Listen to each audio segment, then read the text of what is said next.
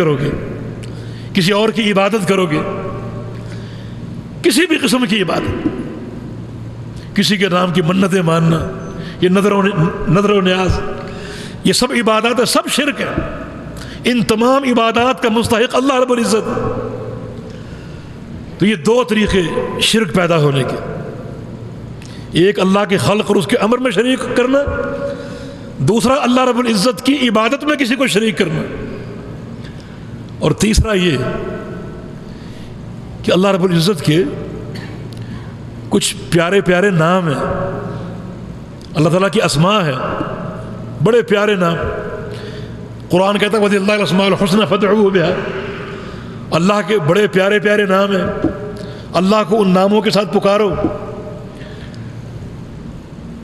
نبی علیہ السلام کی حدیث ہے اِنَّ لِلَّهِ 99 اسما من احصاها دخل الجنہ، اللہ تعالیٰ کے 99 نام ہیں، جو ان ناموں کو پڑھے، ان کو یاد کرے، ان کا ذکر کرے اور ان کے معنی کو سمجھے کہ ان ناموں کا معنی کیا ہے، ان معنی کو سمجھ کر اس کے مطابق عقیدہ بنا لے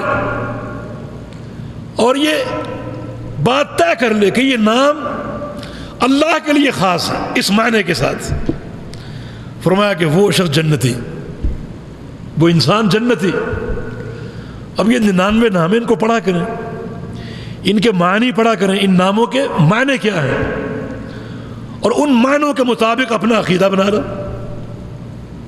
مثلا اللہ کا ایک نام ہے عالم الغیب والشہادہ، کہ اللہ غیب جاننے والا ہے۔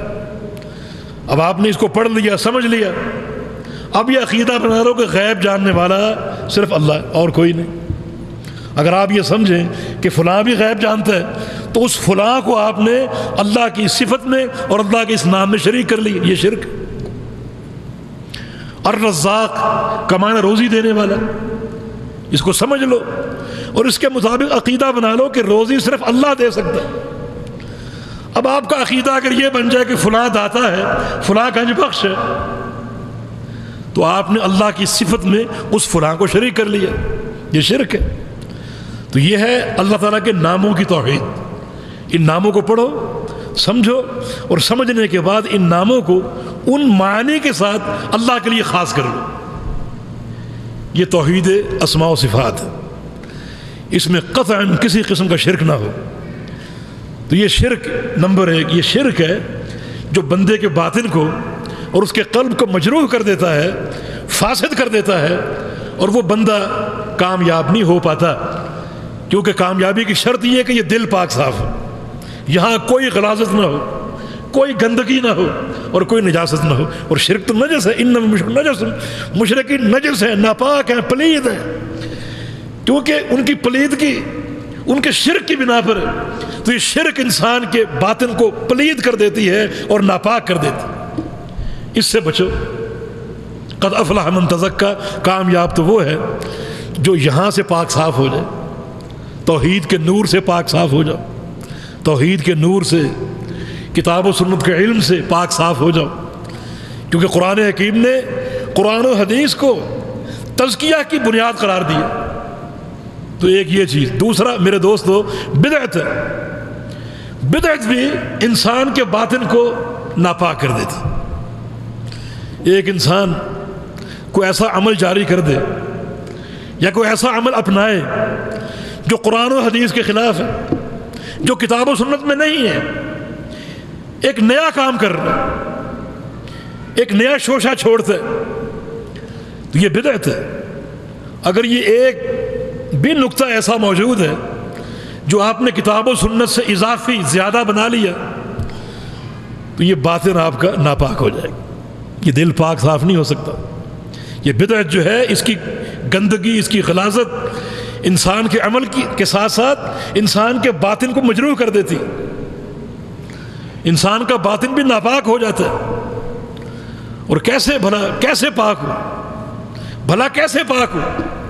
رسول اللہ صلی اللہ علیہ وسلم کی حدیث ہے لعن اللہ من احدث حدثا او آوى محدثا، غور کیجیے، صحیح بخاری کی حدیث ہے کہ اس شخص پر اللہ کی لعنتیں برستی ہیں، اللہ تعالیٰ کی لعنتیں اس شخص پر برستی ہیں جو ایک بدعت کو جاری کرے، صرف ایک بدعت کو۔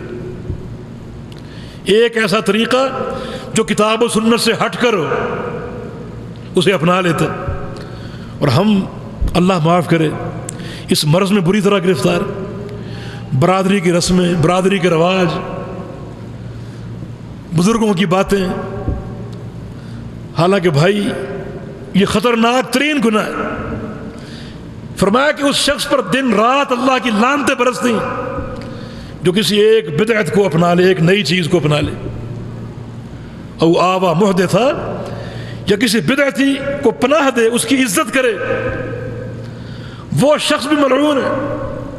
یہ رسول اللہ صلی اللہ علیہ وسلم کا فرمان ہے۔ تو دیکھیں جہاں اللہ کی لعنت آ جائے وہاں کسی کامیابی کا تصور ہو سکتا ہے؟ اللعنت ہی الطرد من الرحمہ، لعنت کا معنی رحمت سے دوری، رحمت سے دوری، جہاں لعنت ہو وہاں رحمت نہیں ہوتی۔ اور رسول اللہ صلی اللہ علیہ وسلم کا فرمان ہے کہ لن يدخل احدکم عملہ الجنہ الا برحمت اللہ، کہ کوئی شخص صرف عمل کی بنا پر جنت میں نہیں جا سکتا جب تک اس پر اللہ کی رحمت نہ ہو۔ صحابہ نے پوچھا کیا آپ بھی نہیں جا سکتے؟ فرمایا کہ ولا انا، میں بھی نہیں جا سکتا، الا ان یتغمدنی اللہ برحمتہ وفضلہ، جب تک اللہ مجھے اپنی رحمت اور اپنے فضل سے ڈھانپ نہ لے اس وقت تک میں بھی نہیں جا سکتا۔ تو جہاں اللہ کی لعنت آ جائے وہاں رحمت نہیں رہتی، اور جہاں اللہ کی رحمت ختم ہو جائے وہاں جنت یا اس کی نعمتوں کا سوال ہی پیدا نہیں ہوتا۔